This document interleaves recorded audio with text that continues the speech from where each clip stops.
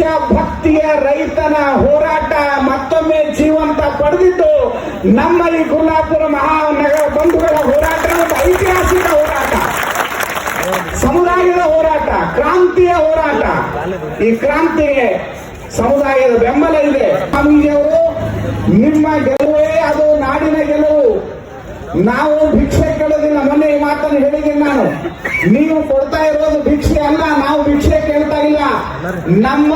ನಮಗೆ ಸಿಗಬೇಕಾದ ನ್ಯಾಯಯುತವಾದ ಬೆಂಬಲ ಬೆಲೆಯನ್ನು ನೀವು ಕೊಡಬೇಕು. ಆ ಮೂಲಕ ಇದು ಮುಂದೆ ಉಗ್ರ ಹೋರಾಟವನ್ನ ಪಡೆಯೋಕ್ಕಿಂತ ಮುಂಚಿತವಾಗಿ ಸರ್ಕಾರಕ್ಕೆ ಮತ್ತೆ ನಾನು ಎಚ್ಚರಿಕೆ ಕೊಡ್ತಾ ಇದ್ದೇನೆ.